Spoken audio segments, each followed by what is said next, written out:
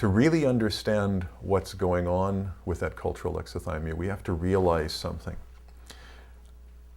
Even though I have one head on my shoulders, okay, turns out I'm actually holding on to 3 different brains inside that skull.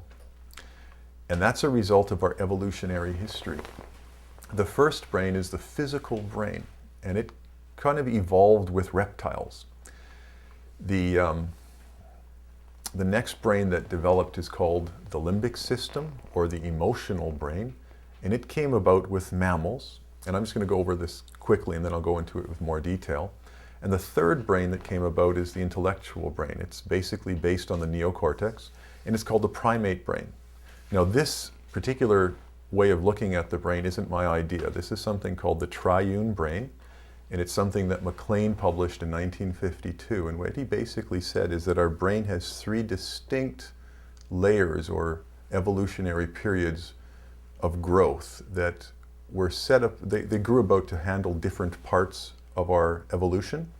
So the initial needs of an organism were just purely physical. And he referred to that first brain that grew as the reptilian brain, or the physical brain. And it basically just looks after our physical survival. It looks after breathing, it looks after heart rate and blood pressure. It looks after our basic survival needs, such as sexual reproduction and that kind of thing.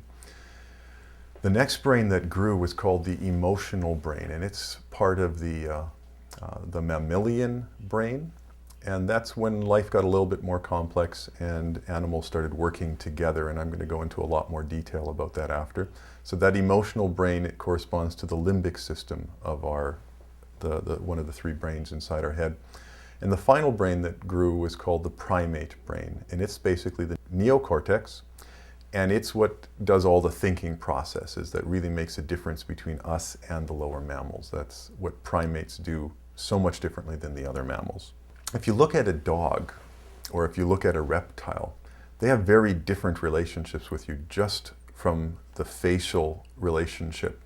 When you look at a reptile, can you tell if that reptile is happy or sad or angry? Right? For the most part, no. They just kind of look at you. They're very present, but there's really no communication about their internal state. Now contrast that to a dog or a wolf or other complex mammals.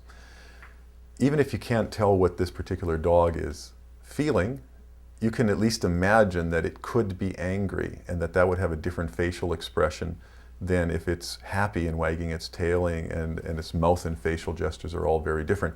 Also, they look very different if they're scared. So the emotional brain really is a non-verbal kind of communication. It's a way of communicating basic states about how you're perceiving the universe without using words, and that's quite a feat. And as I've said, we're going to get into a lot more detail about how that's important for relationships and communication.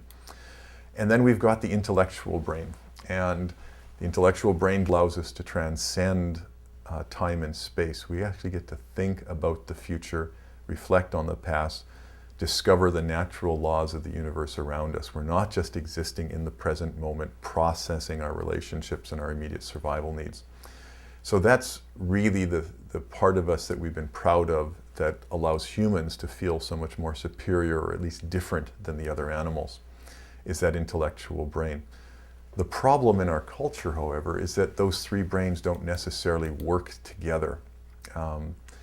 And we as a culture have been very biased towards educating just 2 of those brains and leaving one out.